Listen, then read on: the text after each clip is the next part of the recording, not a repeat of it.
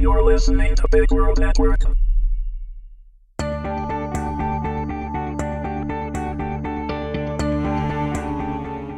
Accidental Passion, Episode 8, Decisions.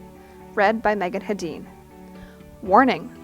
Although there is no material subject matter within that couldn't be found in any general bookstore with no age constraint, this series is rated 18 and contains adult situations and content. It is intended for mature audiences only and should not be read if you are uncomfortable with graphic sexual intimacy. Kim navigated the snowy roads to the parking lot of the strip mall where she said she would meet Rick. The lot wasn't overly full since it was a few days after Christmas, so she was able to find a dark, empty corner to park, backing into a spot and leaving her SUV running.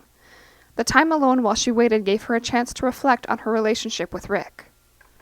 She had been making excuses for not seeing him since their trip to the Keys. She wanted to blame it all on his actions when they had made love that last morning together, but she knew it was thoughts of Ryan and her flight home that had changed something in her. But she couldn't avoid Rick forever, and she knew that her perception of that morning with him was probably just an overactive imagination on her part. She saw his truck pull in and flashed her headlights, watching as he drove to the corner of the lot to park beside her. Turning her key off and taking them out of the ignition, she climbed out and into the passenger side of Rick's truck, thankful that it was nice and warm inside after that brief moment in the cold snow. "Hi, sweetheart," he said, leaning over to kiss her. "I've missed you." "Me too," she answered less enthusiastically. "I'm glad we both finally had a chance to meet and talk tonight." "We talk and text all the time. This is why I wanted to see you tonight." He leaned in again to kiss her, only more passionate this time. Despite her misgivings about Rick and his actions that morning in the Keys, she found herself enjoying the contact, feeling his lips on hers. She and Kevin hadn't had any kind of physical contact in the weeks, and he spent all his time alone in the basement TV room, inhaling his precious nitrous and watching television. Kim reached with one hand to the back of Rick's head, running her fingers into his hair, while the other hand slid onto his lap to his already rapidly growing erection. She liked the touching and teasing, knowing they wouldn't be able to do more. It was fun, and it made her feel sexy and like a teenager again. Rick's hand found her neck, sliding down her back while his other hand reached inside her coat, finding a breast and erect nipple under her blouse. He teased it with his fingers, circling it through the material as they both grew more aroused. "I wish we could have met somewhere better for longer," Rick said. "This is nice, though. I'm glad we get this time at least," she replied, her hand now rubbing him, fully erect through his jeans, enjoying the effect her touch was having on him. It had always been a turn-on for her how easily a man could be aroused, that she had that power, the simple touch, to make him excited and grow. In a juvenile way, it had always been a fun thing to cause, and she loved feeling a man grow hard in her hand, causing that effect, and found it almost fascinating.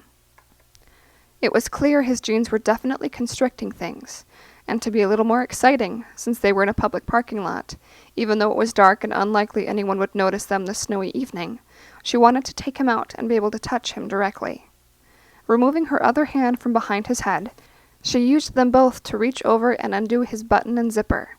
He was wearing boxers, so she was able to find the opening easily, reaching in and feeling him, hard.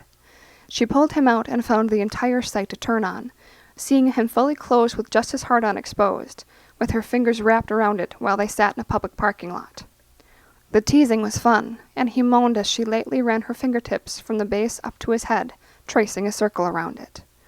His obvious excitement was a turn-on, and in a moment of daring, she looked around the parking lot and, seeing no one was near the running pickup, she leaned down into his lap to tease him further, running her tongue over the exact same pattern she had with her fingers a moment ago. Kim knew that she was already giving him immense pleasure with her actions, but decided to briefly take him completely into her mouth, sliding her lips over his head and down over the thin skin of his hard shaft, before sliding back up. As she was ready to sit up again and stop, Kim felt Rick's hand on the back of her head, something she truly detested but had never told him. Instead of making it an issue, she slid down on him one more time, taking all of him, and then pulled back up. Before she could remove herself completely, however, she felt his hand more forcefully pushing her back down again, causing her to gag a bit. As she tried to sit up, he continued to hold her head down, causing a moment of panic. Kim was angry and scared. This time she sat up with much more force, pushing off of him. "Don't stop," Rick said, almost in a tone of an order. "What was that?" Kim snapped at him. "What? Are you kidding me?" Kim was incredulous. Was that how he treated women? She had had enough. There was something wrong here. She left him sitting in the driver's seat, still exposed but softening now, as she climbed out of the truck into the cold air. Before slamming the door, she stated simply, "We're done." After she was back in her SUV and driving away, she didn't hear Rick mutter, "That's what you think," before driving off himself. Alicia was thankful to be home from the hospital, but it had been a struggle. She was still in a lot of pain and had trouble doing things for herself. Just to make it to the bathroom was a painful struggle with the broken leg, even though it was now in a new cast that prevented it from moving. She was also beginning to feel the effects of boredom and cabin fever. Aside from friends visiting on Christmas Day, she had been mostly alone except for a few drop-ins. Tonight would be different. All day she had been excited and nervous in anticipation that Mary would be coming to visit her. They had spoken several times since Alicia had been released from the hospital, but had not had a chance to get together yet because of the holidays and Mary's work schedule.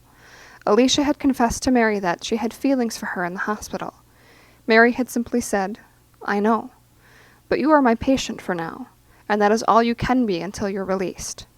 She then ran her fingers across Alicia's cheek and down the side of her neck to the front of her shoulder just above her breast, as Alicia lay quietly in the hospital bed. The action had sent a shiver through Alicia's body and left no doubt that Mary had similar feelings.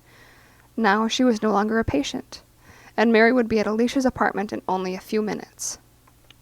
The thoughts and feelings and anticipation had all been so foreign to Alicia.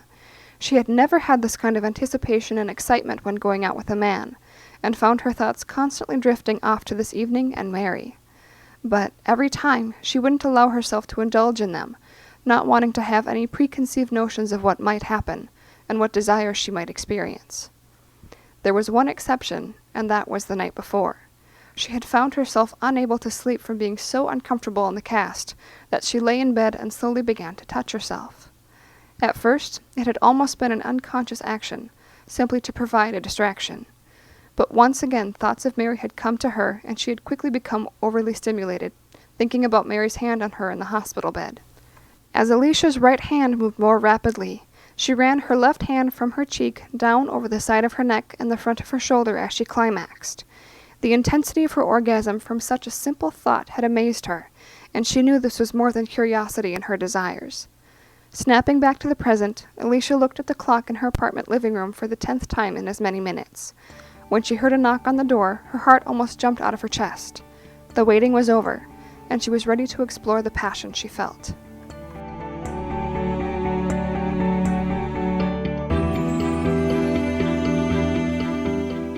This has been a presentation of Big World Network.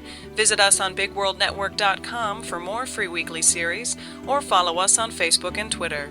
Thanks for listening.